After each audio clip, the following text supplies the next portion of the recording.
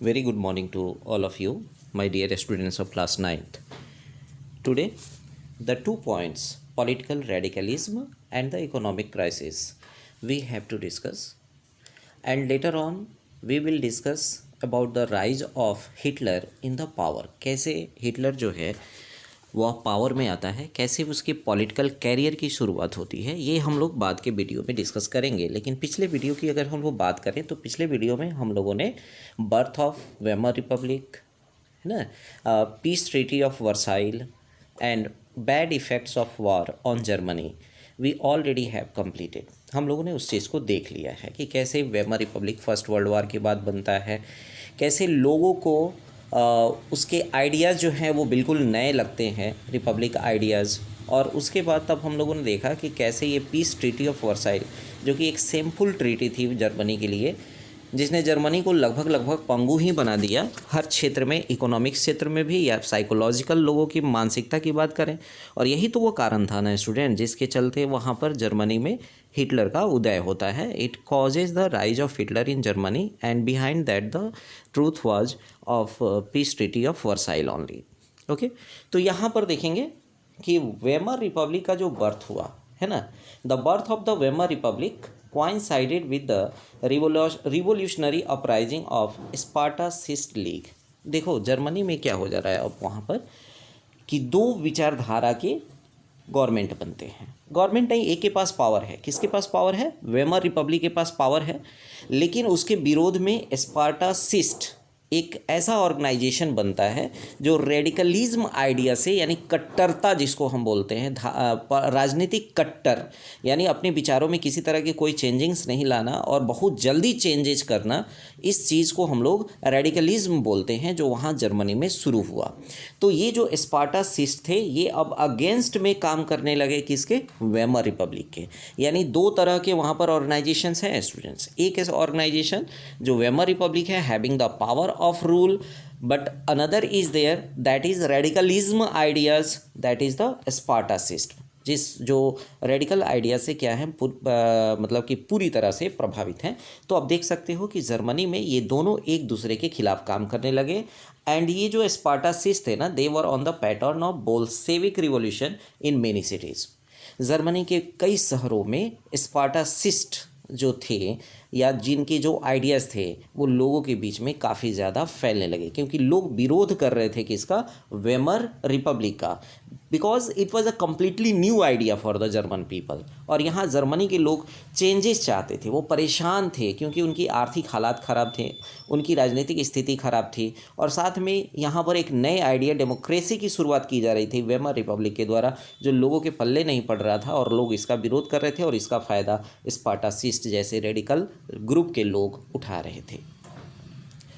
उसके अलावा those oppose to this such as socialist, democrats and the Catholics, ये तीन ऐसे थे जो मेट इन वेमर नामक शहर में मिले to give shape to the democratic republic. यानी इनका आइडिया क्या था? डेमोक्रेसी से रिलेटेड था, लेकिन जो स्पार्टासिस्ट थे उनका आइडिया बिल्कुल बोल्शेविक से रिलेटेड था, और उनका यही कहना था कि जिस तरह से रसिया में चेंजेज हुए थे उसी तरह यहाँ पर क्या हो जाने चाहिए? चेंजेस हो जाने चाहिए। लेकिन वेमर रिपब्लिक के पास क्या थी? पावर थी। तो स्पार्टासिस्ट जो इनका विरोध कर रहे थे, ऐसे लोगों को क्रश करने के लिए, यानी ऐसे लोगों को दबाने के लिए उन्होंने मदद लिया फ्री कॉर्प्स का। ये फ्री कॉर्प्स कौन थे?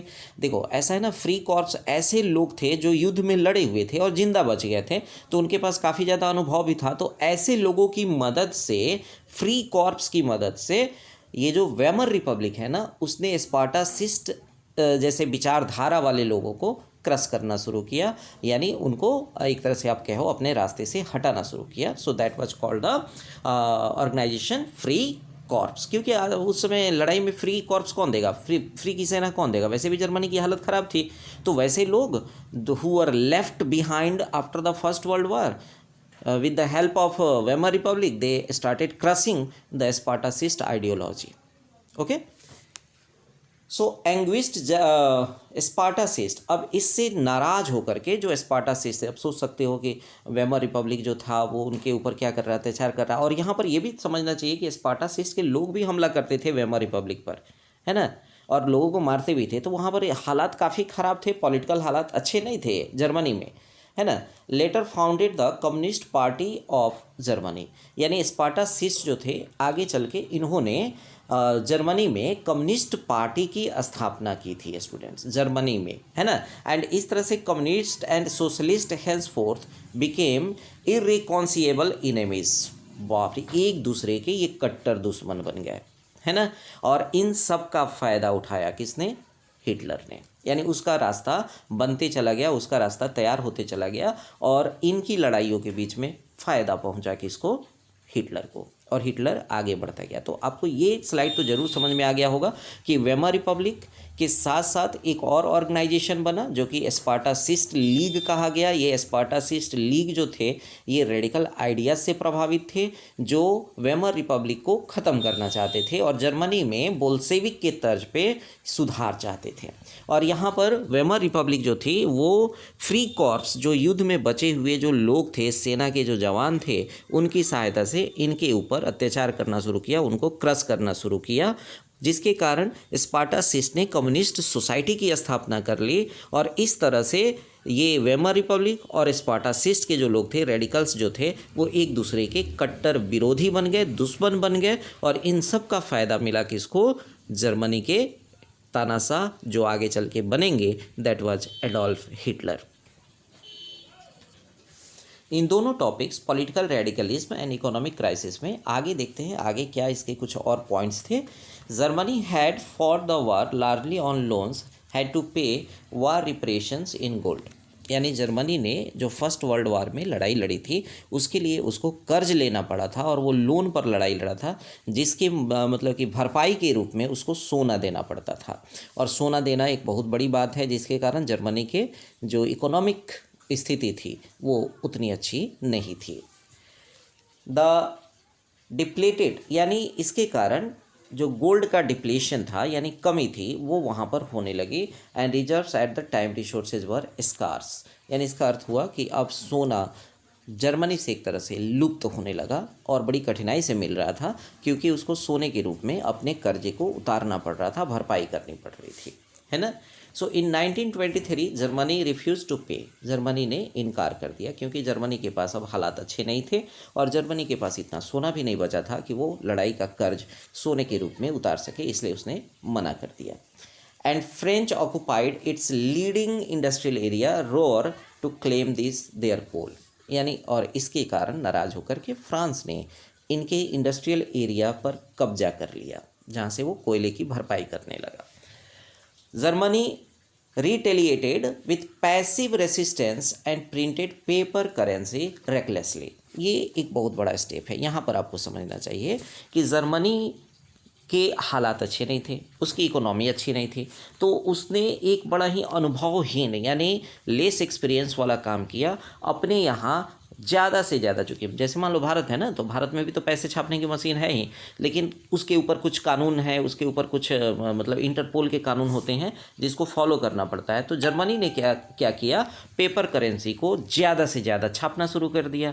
अब जब पेपर करेंसी ज़्यादा आप छापेंगे तो निश्चित तौर पर वस्तुओं के दाम क्या हो जाएंगे, बढ़ जाएंगे। अब आप समझ रहे होगे कैसे सर, कैसे बढ़ जाएगा, मैं आपको समझाता हूँ। अगर मान लीजिए आपके घर में भी मशीन है, मेरे घर में भी मशीन है, और आप भी उसमें से पैसे छापते हैं और मैं भी पैसे छापता हूं, तो हम दोनों में क्या होगी, होड़ मच जाएगी ना। आप 20 रुपया छापोगे, मैं 50 रुपये छाप के लाऊंगा। आप 100 रुपये छापोगे, मैं 200 रुपये छाप के लाऊंगा। अब एक ही वस्तु की कीमत आप 50 रुपया लगाओगे और मैं 200 रुपये लगाऊंगा, तो इस तरह वस्तुओं की कीमतें क्या हो जाएंगी, बढ़ जाएंगी, क्योंकि पैसे की तो कोई कमी है नहीं, तो पैसे का कोई मोल रहा।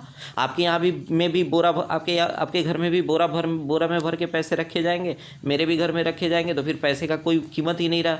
तो इसलिए ये कहना कि पैसा जो है हम ज़्यादा से ज़्यादा अपने मन से छाप देंगे, तो ये सर्कुलेशन जो होगा इसके कारण वस्तुओं की कीमतें क्या हो जाएंगी, बढ़ जाएंगी। तो जर्मनी ने ऐसा काम किया था क्योंकि उसके पास तो पैसे की कमी थी, गोल्ड भी नहीं बचा था, because all the gold reserves had it had already paid as a war reparations, and that's why there was the scarce of the gold, scarcity of gold and scarcity of money also. So that's why Germany decided to print more and more paper currency that led the rise of the prices of the goods. Okay, so with too much printed money in circulation, the value of the German mark fell. देखो हम लोग पूरे world में जो है ना, पूरे world में जहाँ पर भी करेंसी है उसको हम लोग तुलना करते हैं किससे, डॉलर से, कि एक तुल जैसे भारत में क्या है 73 रुपीज़ जो है वो बराबर होता है $1 के, यानी वहाँ से आप $1 लाते हो और यहाँ पर 73 रुपीज़ उसके मुकाबले में है। तो अगर मान लो हमारे यहाँ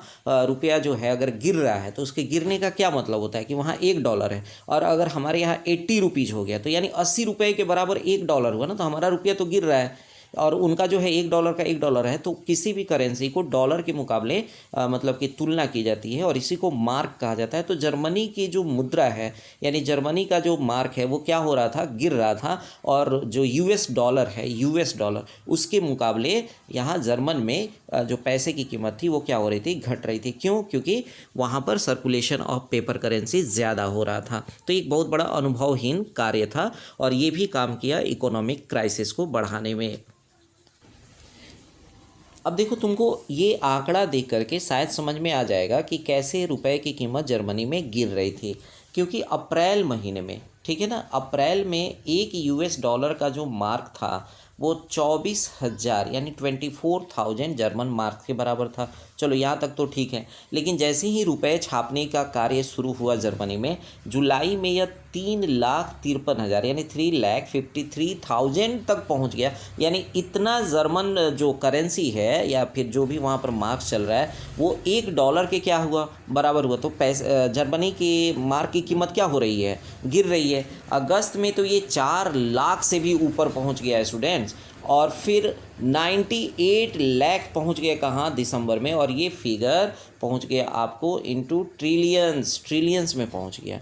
यानी सोचो कि कैसे जर्मनी के मार्क में धड़ाम से गिरावट आई, और इसको हम लोग आगे चल के पढ़ेंगे भी। वॉल स्ट्रीट जो क्राइसिस था उसके बारे में भी हम लोग देखेंगे। तो ये सोचना कि हम अपने देश में पैसा ज़्यादा से ज़्यादा छाप करके और अपने देश की इकोनॉमी को सुधार लेंगे, ये बिल्कुल ही गलत डिसीजन होता है। इसीलिए हम चाहकर, आपके भी मन में आ रहा होगा कि अरे भाई भारत में पैसे छापने की मशीन है तो क्यों नहीं भारत जो है ज़्यादा से ज़्यादा पैसे छाप लेता है। तो इस तरह से आप देख सकते हो कि ज़्यादा से ज़्यादा पैसे छापने का मतलब क्या होता है कि करेंसी जो होती है वो क्या हो जाती है, गिर जाती है। So as the value of mark collapsed, prices of goods spared, यानी वस्तुओं की कीमतें क्या होने लगी, बढ़ने लगी। And this crisis came to known as hyper inflation, यानी इसको हाइपर इन्फ्लेशन कहते हैं, जिसमें वस्तुओं की कीमतें क्या हो जाती हैं, बढ़ जाती हैं, है ना। Eventually American intervention bailed Germany out of this crisis by introducing the Dawes plan. यानी ये डॉवेस प्लान क्या है, इसके बारे में मैं आपको एक अलग से वीडियो बना के भेज दूंगा कि डॉवेस प्लान के द्वारा ही कैसे यहाँ के इकोनॉमिक क्राइसिस को दूर करने का प्रयास किया गया। और इसके लिए डॉवेस प्लान के लिए जो 1925 में चार्ल्स एस डॉवेन जो थे उनको नोबेल पीस प्राइज़ भी मिला था। इसके बारे में मैं एक शॉर्ट वीडियो आपको अच्छे से बना के डॉवेस प्लान के बारे में भेजूंगा कि कैसे इस इकोनॉमिक क्राइसिस को दूर करने के लिए डॉवेस ने एक प्लान को रखा जो आगे चल के जर्मनी के हालात को सुधारने में काफ़ी ज़्यादा सफल हुआ। So I hope that you have understood about this two topics, political radicalism and the economic crisis. कैसे स्पार्टासिज्म और जो वेमर रिपब्लिक था उसके बीच में जो एक दूसरे के बीच में विरोध पैदा हुआ और इसके कारण राइज ऑफ हिटलर जो हुआ जर्मनी में, और आगे चल के कैसे इकोनॉमिक क्राइसिस हुआ, ये सारी चीज़ें हम लोगों ने इस वीडियो में कवर कर ली है।